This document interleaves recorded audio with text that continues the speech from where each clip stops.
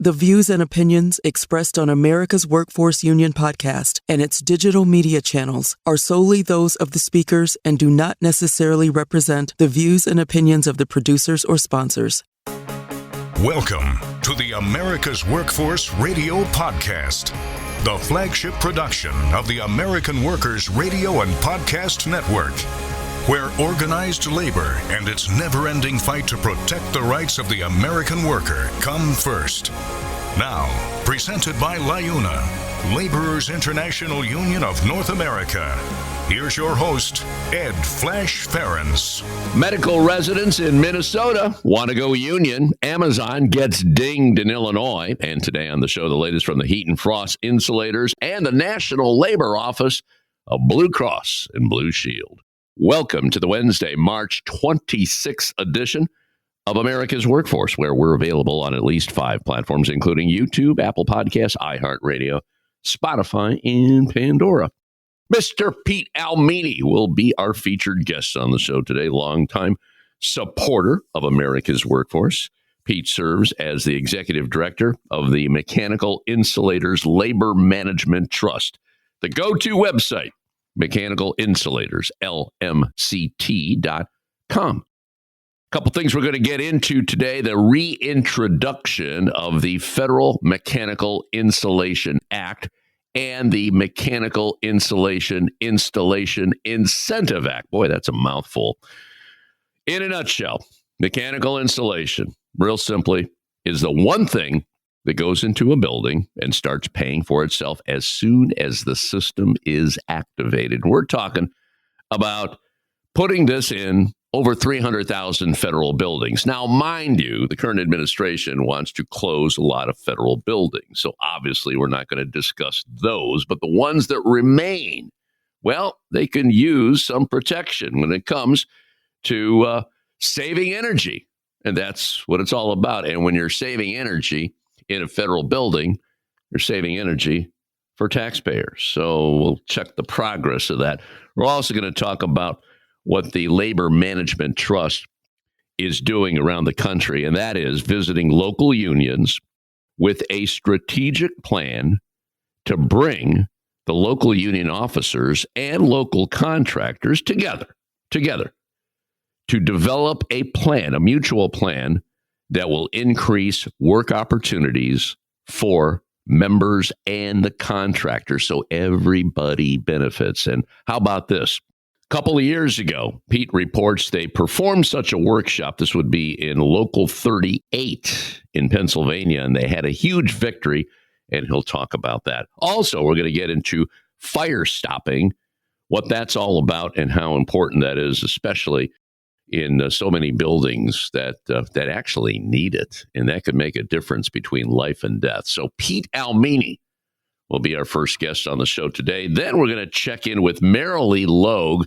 Merrilee is the executive director of the National Labor Office of Blue Cross and Blue Shield, one of the many proud sponsors here on America's Workforce. And I'll tell you, there's a lot of people vacationing, especially the spring breakers. It's so important if you go on vacation that you have extra protection in case you get sick, in case you get involved in an accident. And they have partnered with GeoBlue, and we'll be checking in with the chief marketing officer at GeoBlue. And this is all about getting that extra protection, which is very affordable, less than $50 per person, depending on, obviously it depends how long you're going to be on vacation. We'll get into all the specifics with that. But there's so many cases. I could speak to that because I was traveling to Mexico. This was about 13, 14 years ago. And my wife got sick. We ended up going to a hospital. And I had that extra protection. And I got all my money back.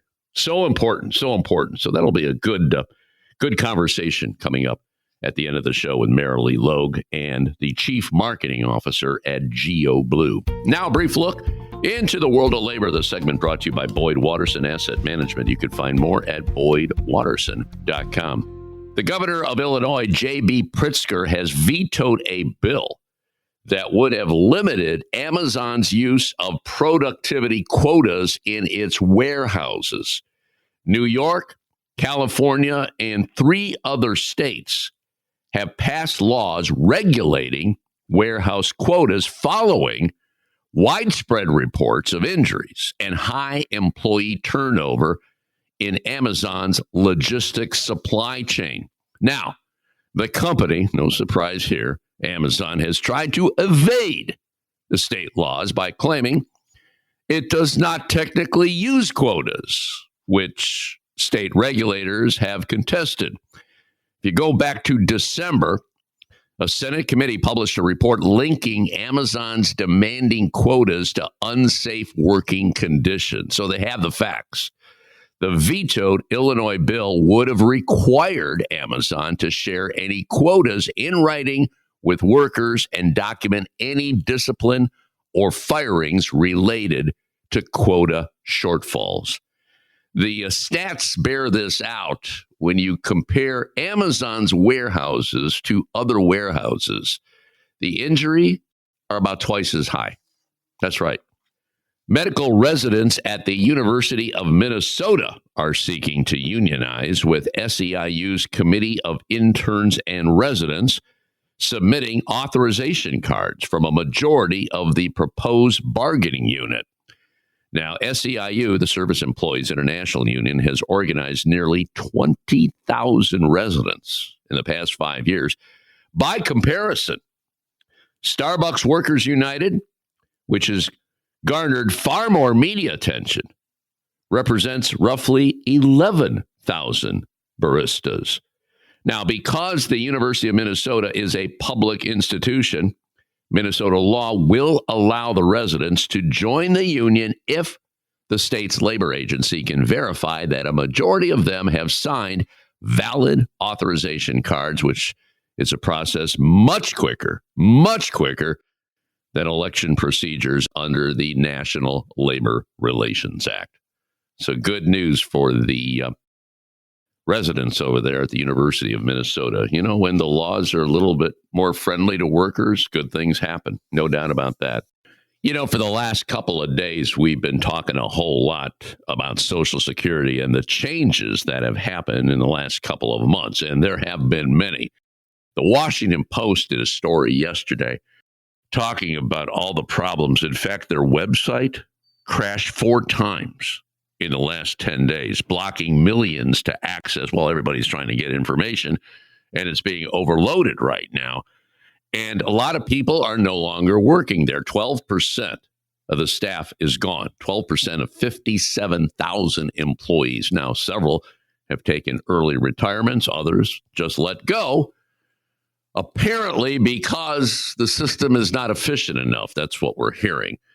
Angus King, who is a senator out of Maine, an independent, said what's going on right now is the destruction of Social Security from the inside out.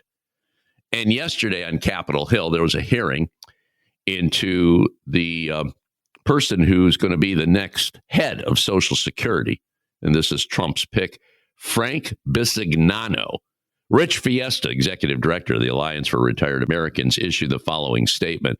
He said retirees who turned into Bisignano's confirmation hearing, hoping to hear that he planned on halting the chaos and destruction, well, they were left disappointed.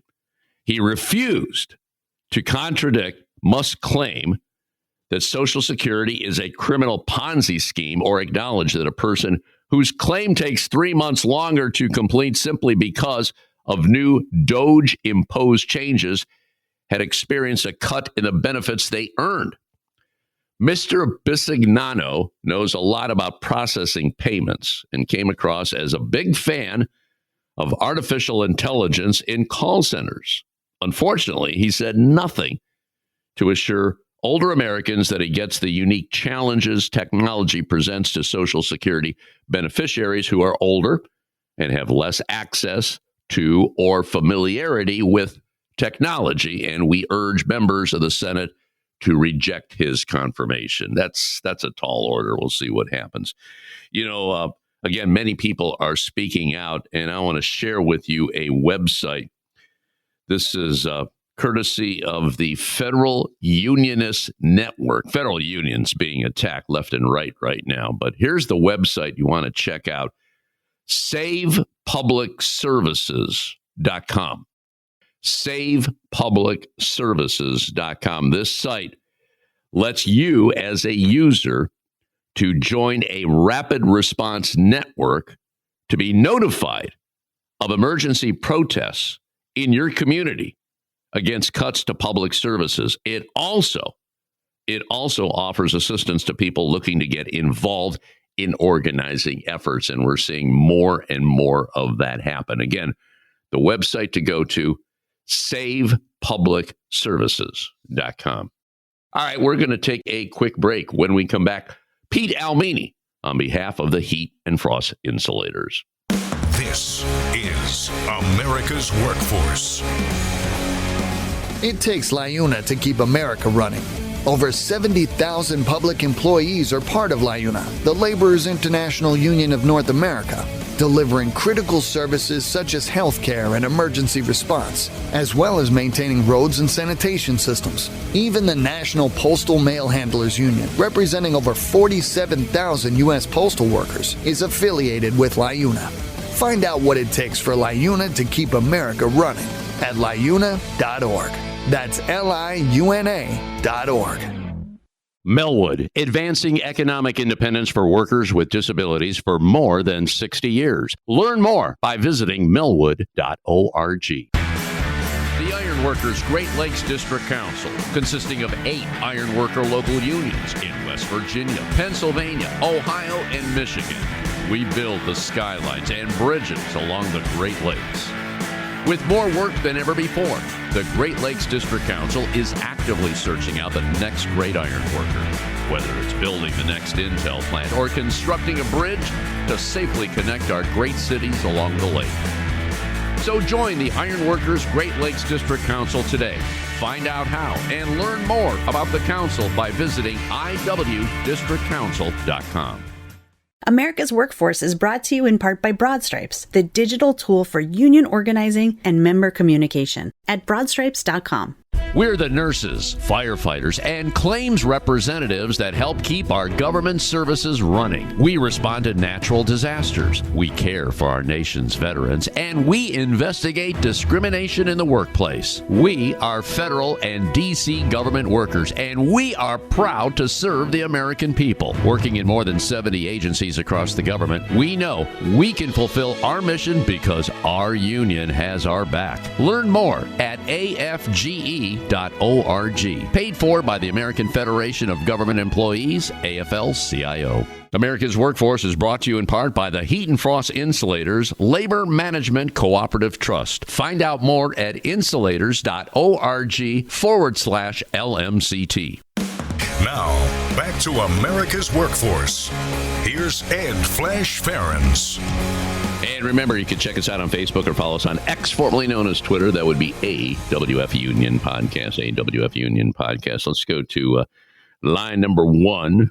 Welcome our Jersey guy, Mr. Pete Ielmini. Pete is the Executive Director of the Labor Management Trust of the International Association of Heat and Frost Insulators and Allied Workers, Mechanical Insulators, LMCT.com. How you doing, Mr. Pete, today? Hey, how you doing today? I love your energy. I love your accent. And I love what you're going to talk about here on the show. And I'll tell you, this is a subject that we have hit pretty hard in the last couple of years. Hopefully, we're going to get this to the finish line. We're talking about mechanical insulation, which saves money, taxpayers' money, especially when it's in federal buildings. And there are many. Some of them are going to close. I understand that in the effort of efficiency here, but there's some legislation, 2 pieces of legislation. Let's start right there. Federal Mechanical Insulation Act and the Mechanical Insulation Installation Incentive Act. I know you know these all too well. Let's start with the first one. Mr. Pete, it's all yours, brother. Yeah, both of these bills, we had them introduced in Congress last year on the 118th Congress, and we really felt confident they were going to get acted on and voted on, but the year ran out, And with the new election, it just sent Washington and Congress into a frenzy that still hasn't subsided. But it was extremely disappointing that we didn't get these bills acted on and voted on. I think once they come to the floor, it's going to be a no-brainer. But we just need our representatives, in this case, Congressman Randy Weber from Texas, to introduce the bill. Now, we had 88 co-signers last year. The only but there was, we had like 2/3 of the co-signers Democrat and 1/3 Republican. And we heard rumblings that maybe that number should have been even. So what we're doing this year, we are reintroducing the Federal Mechanical Insulation Act. And in fact, it's being introduced by Randy Weber again, a Republican from Texas, and also Lynn DeSanchez, Democrat from California. And that's going to be happening hopefully sometime this week. In fact, I was hoping that I would have had the new number, the bill number for our show, but I don't have it as of yet. But it's going to get reintroduced. And we're going to make sure when we go after co-signers, and we will go after co-signers, is that we're going to utilize the Noah's Ark approach, where we use one Democrat and one Republican. And we're going to build up our co-signers two at a time. So when we say it's a bipartisan bill, it's going to be bipartisan in every single way. We already started. I already met with 8 Democrats 2 weeks ago. I sat down with them, and basically they gave us a promise once the bill is acted, they would sign in on it. Later this week, I will be sitting down with 8 Republican Congresspeople, and hopefully I can get their nod on this bill as well. And these were representatives that were on the bill as of last year. So hopefully it won't go too difficult to be able to sell them on it. I really enjoy sitting down with the Republican folks, especially being from labor. There's always that initial intensity. Well, you're from labor, you're not with the Republicans, and where the Republicans aren't with labor. And I really have not found that to be true, especially when I explain this bill and how much it makes sense. It's really a no-brainer. Installing mechanical insulation is going to save money. It's going to save energies. It's going to save money for the taxpayers. And there really is no pushback from either party on it. And it's a pleasure talking to all of these Congress people, but we got to get this bill acted on, and we got to get it passed. And we're starting off with a lot of energy, and we're starting off with a different approach a little bit. And hopefully within this year, we can get this bill passed. I'm sure once it hits the floor, I really don't see anybody really having a problem with it. But as you heard me say many times before, Flash, we got to make this thing sexy enough so people act on it. Yeah. I like this Noah's Ark approach. That sounds interesting, and hopefully it'll work. Let me ask you this. You said in the last session there was 2/3 support from the Democrats, about 1/3 from the GOP. And we all know it's very partisan right now. And Democrats, many of them don't talk to Republicans and vice versa. I'm just wondering, because there were more Dems, is that why the Republicans are kind of gun shy, say, wow, this is a Democratic bill, why should I sign? Is that the attitude that you're facing, Pete? Well, that's the way I took it. And that's the only thing I can think of, because when I did have lunch with Congressman Weber back in November. It's his bill. We've been in communication with him and doing everything that he asked us to do. And I remember saying, Mr. Weber, are you going to introduce this bill this year before the year runs out? And he said, I have all the plans to. He says, I would like to see a little bit more balance in your co-signers. And as he said you get 2/3 Democrats and 1/3 Republicans. So when I go to my colleagues, I want to be able to show them more support than that. Mm-hmm. So my lobbying team, the ones that represent the Republicans, said no, we were fine.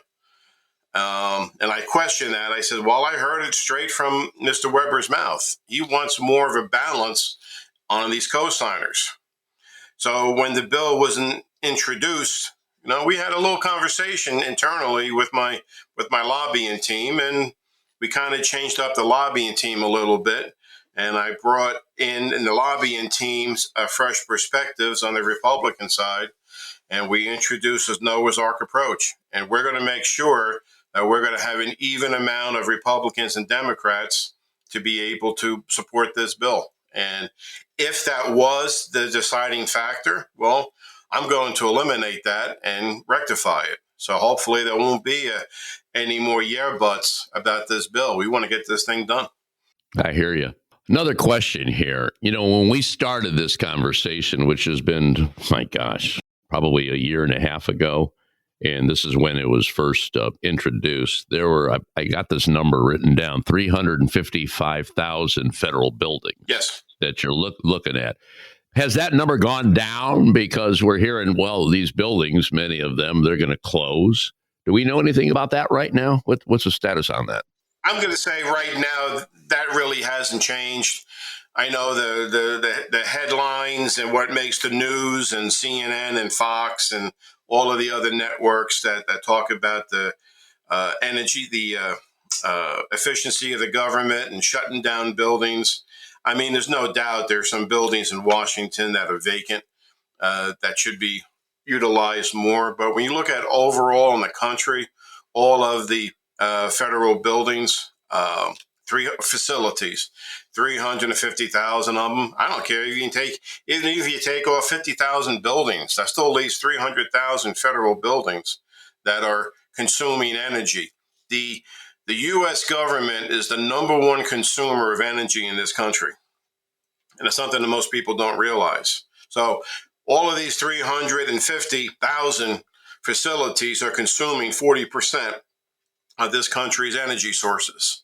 So even if a handful of buildings are eliminated, I don't think it's going to make a dent in the consumption of energy.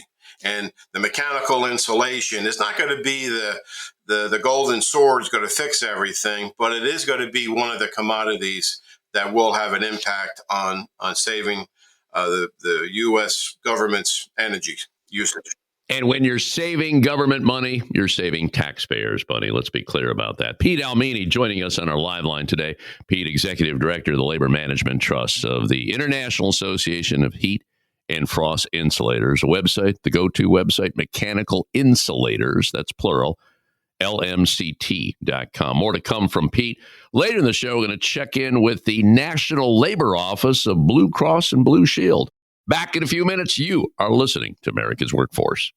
This is America's Workforce.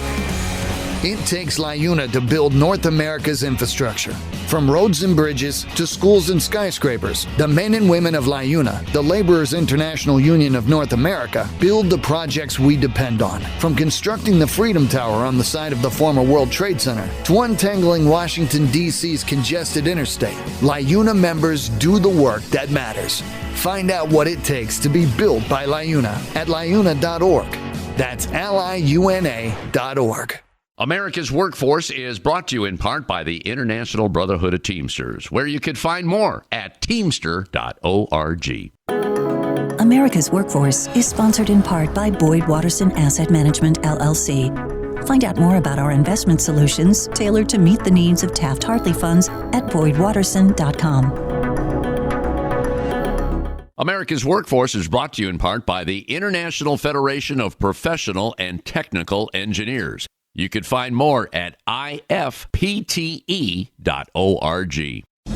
There is unity and strength for workers. We are the USW. We are the USW. The United Steelworkers. The largest industrial union in North America. We represent 850,000 members in the U.S., Canada, and the Caribbean.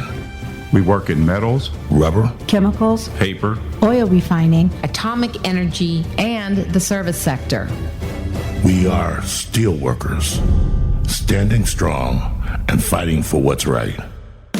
This is America's Workforce. More shows available at awfradio.com. And don't forget, you can check us out on at least 5 platforms. That includes YouTube, Apple Podcasts, iHeartRadio, Spotify, and Pandora. And when you get an opportunity, here's what you do.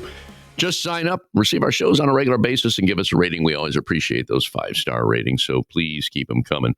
Let's go back to our featured guest, longtime supporter of America's Workforce. We check in with him each and every month. And that would be Pete Ielmini on behalf of the Heat and Frost Insulators Labor Management Trust. So, Pete, I understand you've been traveling around the country along with contractors trying to figure out how to increase work opportunities. Obviously, there's work out there, but you always want to make sure it is better. So what's happening here? And I guess you got a success story out of Pennsylvania. Talk to me about it. Yes, we do. I'm real proud of the folks in Local 38, Wilkes-Barre, Pennsylvania, because they hit a grand slam. They hit a grand slam for their contractors and for their members, and I'll get to that in a little bit. But one of the programs that the LMCT is working on is called the Fire Stop Market Recovery Program. And fire stopping is part of our industry. It's part of the package of mechanical insulation. And real briefly, fire stopping systems are systems that go into the fire-rated walls within a building. Fire-rated walls are designed so if there's a fire within that room, it's going to stop the spread of fire and the spread of smoke. Most importantly, smoke. Mm-hmm. And if the fire is contained, it's not going to migrate throughout the building. The problem is that construction is going to require punctures and penetrations through these walls, such as piping, ductwork, telecommunications, cables, whatever, be able to run pipes throughout the building. And as soon as you puncture that fire-rated wall, well, you have to put in these very specialized fire stop materials in that hole to reestablish the fire rating of that wall. Now, a fire-rated wall depends upon the design of the building, but it's designed to hold back flame and smoke for anywhere from 2, 3, 4, sometimes 5 hours. So these type of systems have to be installed exactly the way they are engineered to. Mm-hmm. It's very specialized. A lot of our contractors have opted not to do this type of work, and that has left a void in our industry. So what we are doing as the LMCT, any local that wants to do this, and we're going around the country, we're bringing in contractors and local leaders of the local area in person, put them in the same room, and let's talk about how we can increase our market share, increase our work opportunities for both the contractors and both our members. And I'm very upfront and frank, and I'll talk to the labor leaders. Look, we're not doing anything until our contractors get on board. We're not doing anything putting our members to work until our contractors go out there and get that work. And I'll talk to the contractors. He says, we need your assistance to be able to go out there and get that work. Sure. We want you to make the money. We want you to get these opportunities. So we bring both parties into a room. Keep in mind, many times a lot of these relationships don't happen unless they're talking about a contract, which is all well and good. But in this case, this is a positive thing. And we're able to get both the contractors and the labor leaders in the room developing a plan to be able to increase the work. And in this case, it's going to be fire stopping. And we want to give the contractors a rudimentary understanding of how to bid this work and how to take care of the liability and put their fears away of going after this work. And we want to talk to the labor leaders to be able to make sure that we are providing a qualified, trained workforce. So if and when these contractors do get that work, we have a workforce ready to go. Mm-hmm. Many contractors will say, if we go after this work, do we have union members that are trained for this? And then I'll turn to the labor side. I said, are we going to have people trained? And they go, yeah, we will have trained our people for this work. And I'll go back to the contractor. I said, if the local union is going to spend money training people, do we have your word that you're going to go after and get some of this work? Because it's going to cost the union money to train people, only to have them put them on the shelf, and they're not going to be utilized. So it's a 4-day workshop, and we've done over 30 of them around the country.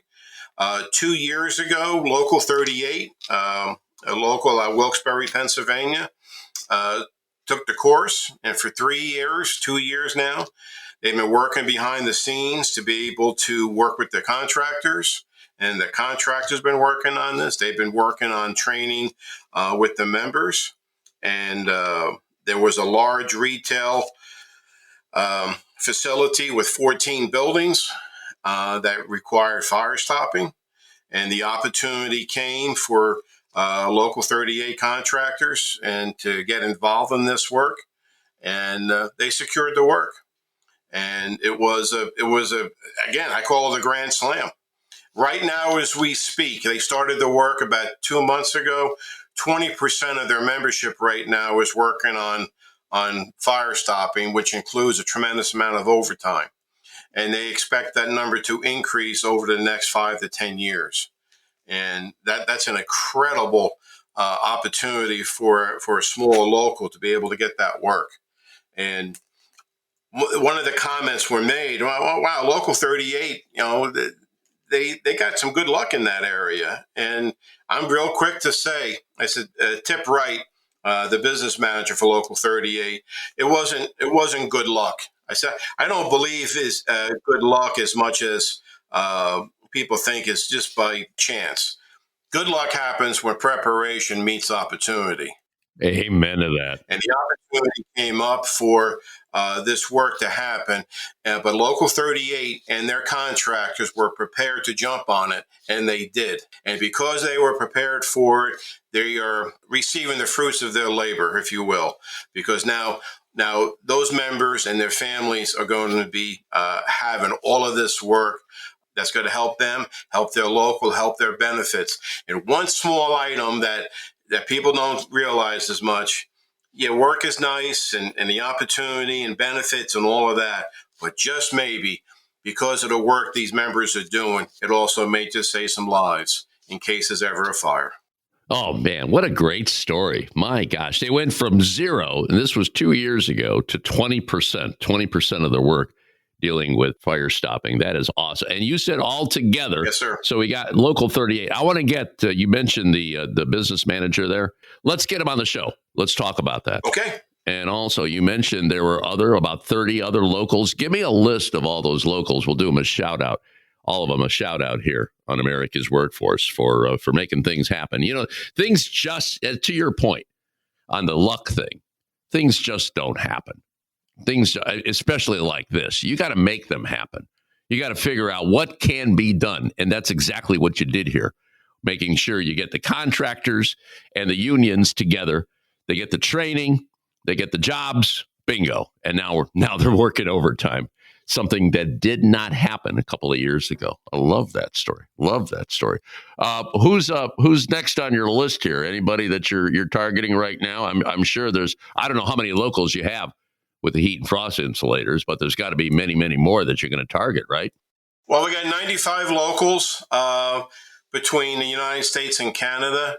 I got 3 of these workshops already scheduled. And that was before the word got out about the success of Local 38. And once we get that word about Local 38, I'm sure we'll have more. So we got 3 more of these workshops scheduled, and we're looking forward to putting them on. What a nice way to end this podcast. Success breeds success.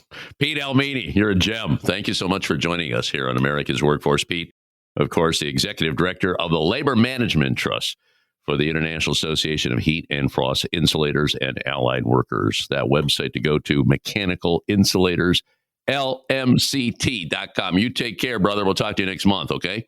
Thank you, Flash. You take care. All right, we're going to take a quick break. When we come back, we're going to check in with the National Labor Office of Blue Cross and Blue Shield. You're listening to America's Workforce. You're listening to America's Workforce with Ed Flash Ferens. It takes LIUNA to power North America with affordable energy. The men and women of LIUNA, the Laborers International Union of North America, have the skills needed to build and maintain oil, natural gas, nuclear, solar, and wind projects that are shaping America's energy future. From new energy tech to retrofitted facilities, LIUNA members do it all. Find out what it takes to be powered by LIUNA at liuna.org. That's liuna.org. America's Workforce is brought to you in part by the Iron Workers. You can find more at ironworkers.org. Unions are organizing all across America. New units are being formed and existing units are getting stronger. It's never been a more important or a more challenging job. Broadstripes is here to help you do it.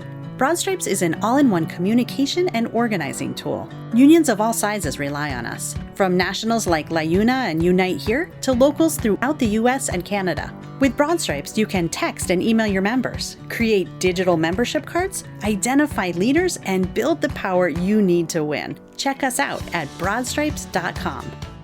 America's Workforce is brought to you in part by the United Steelworkers. You can find more at usw.org. Melwood is a dynamic nonprofit organization providing jobs and great opportunities for people with disabilities. And they do this through strategic partnerships with the federal government, unions, and community partners. Melwood is all about advancing economic independence for workers with disabilities, and they've been doing this for more than 60 years in Washington, D.C. and the surrounding area. Learn more about Melwood by visiting their website, melwood.org.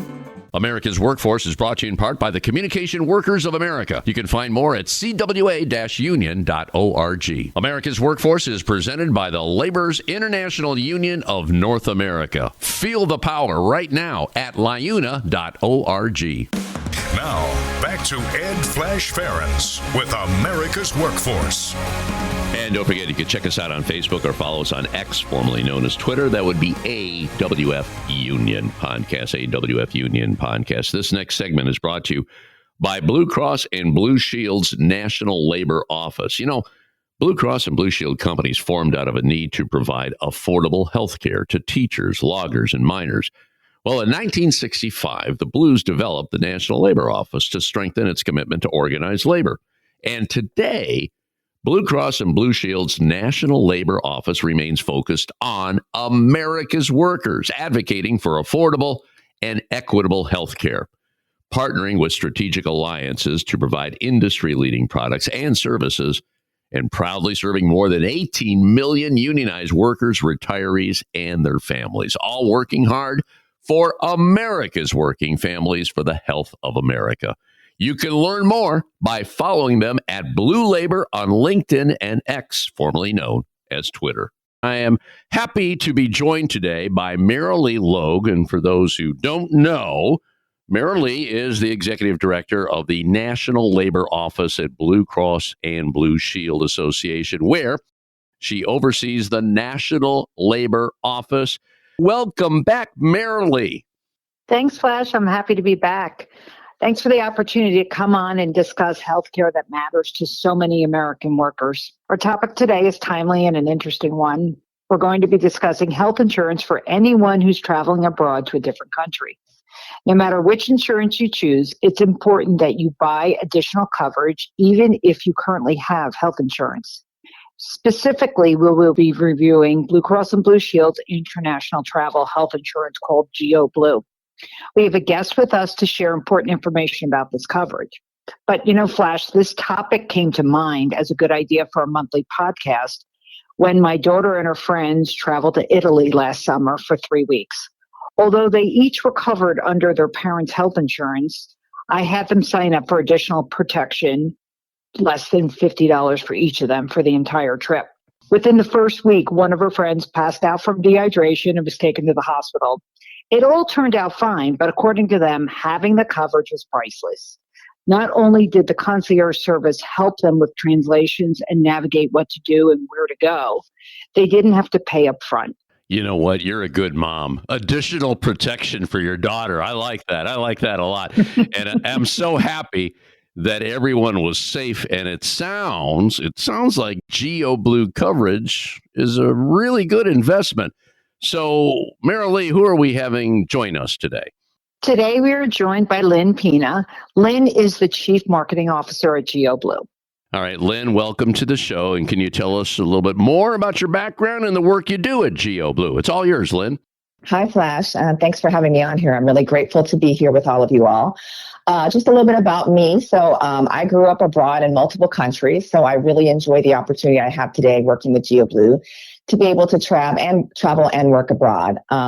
Being able to work with GeoBlue has been an incredible experience. And as we said at the top, I am the Chief Marketing Officer, so I'm responsible for shaping our message, our value proposition to the market, and managing our visibility. Well, Lynn, welcome to the show. And this topic is truly coming at a wonderful time. So many people have started booking international travel for 2025 and will benefit from today's discussion. Merrilee, maybe you can add to that. Go ahead.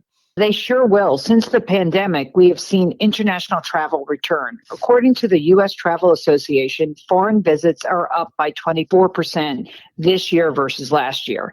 It's great to see so many people embracing travel, but it's also important that people, before they leave, they think about their health insurance and to make sure they are covered when they are abroad. One option is GeoBlue. Lynn, I would love for you to share why GeoBlue is such a fantastic option for people traveling, whether it's for a few days or even months. Sure. Well, before I begin, I just want to make sure your listeners know that GeoBlue is Blue Cross and Blue Shield's international solution, meaning you can have Blue Cross and Blue Shield coverage not just in the U.S., but also as you travel the world. We offer international coverage options that make it easy for you to access care and pay for it while you are traveling abroad. One thing that I'd like to share with people that I think most people would be surprised to know is that 40% of people who have traveled abroad have had some sort of medical issue. These medical issues could be for relatively minor things like a stomach bug or the flu, or to something more serious like being involved in an accident or needing a medical evacuation. Well, I think it's safe to say that having international coverage, well, obviously is a great option to consider when traveling. Can you tell us more, Lynn, about why it's important to get that additional coverage when you travel abroad? Absolutely. When you're traveling abroad, you want to make sure that you're getting the right care and that you can pay for it. And that's what the coverage options that we offer help you do. When you travel abroad and you need to get medical care, oftentimes most people don't realize that you're encountering a very different healthcare system than what you're used to here at home. People assume that the healthcare system in the 190 plus countries around the world works like it does in the U.S., and I'm here to tell you it doesn't. First of all, many places that you go to seek care require payment upfront from foreigners.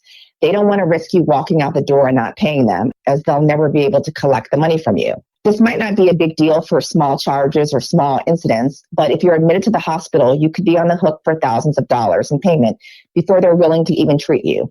And if for some reason you need to be medically evacuated to another facility where there's better care, or, perhaps even coming back home, that could cost you anywhere from $30,000 on the low end to over $100,000, depending on the situation. Oh my, $30,000 on the low end to over $100,000. That's a lot of money to pay up front, isn't it? Yeah, absolutely. And also, in some countries, you might not even know the right hospital to go to. Some countries have national health services where foreigners can't even access certain facilities, or oftentimes they will charge you the tourist rate versus the rate that locals pay. And this is really where GeoBlue comes in, and we really come in to help and support you.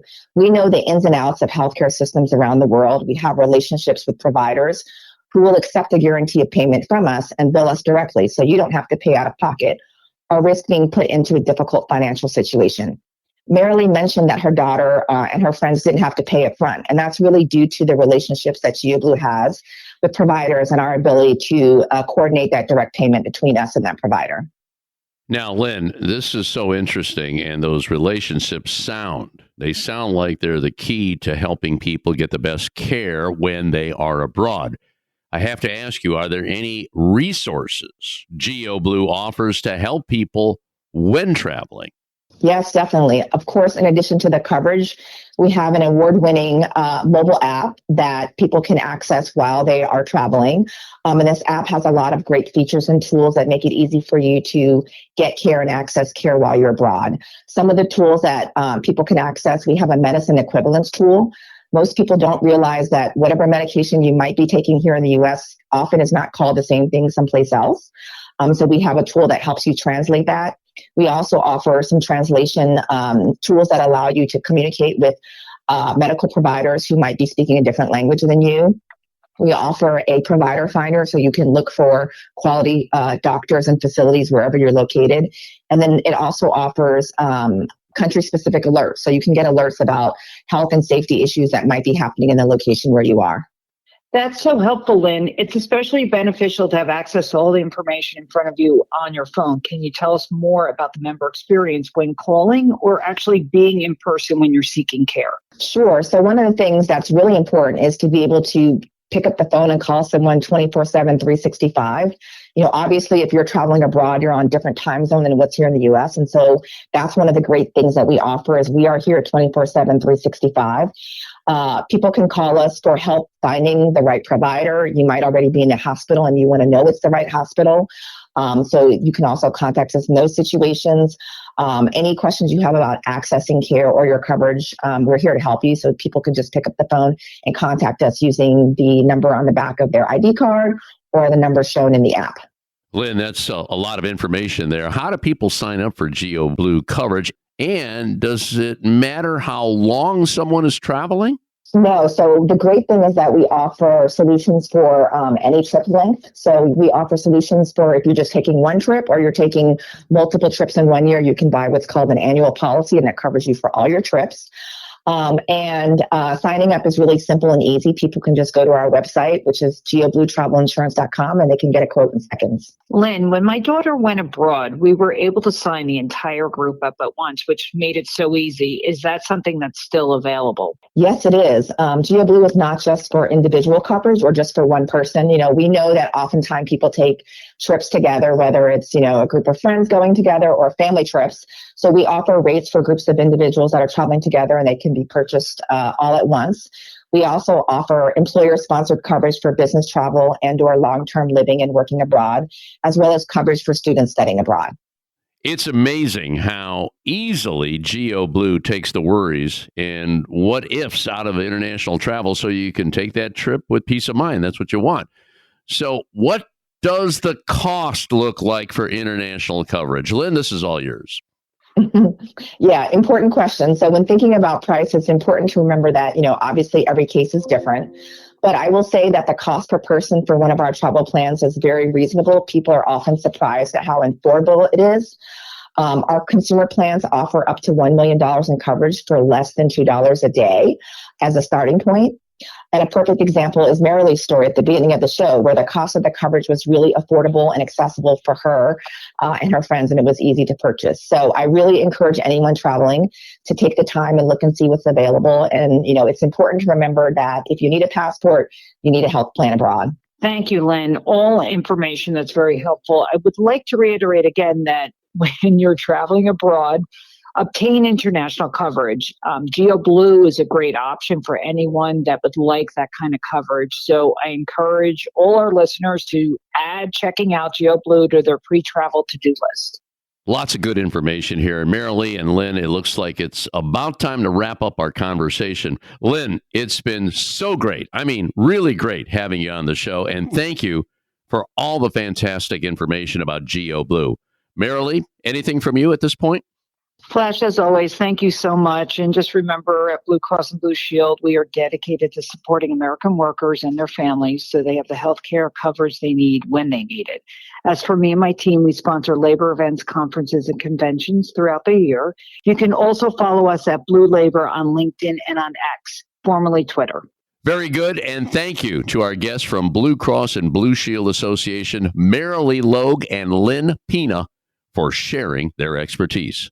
And that'll be it for another edition of America's Workforce. Coming up tomorrow, the Amalgamated Transit Union and the president of the Illinois Labor Federation. Until then, all of you have a safe and wonderful day. That That concludes another episode of the America's Workforce Radio Podcast. Thanks for listening, and be sure to subscribe so you never miss a show. America's Workforce is a production of Labor Tools and BMA Media Group. Find out more information online at labortools.com.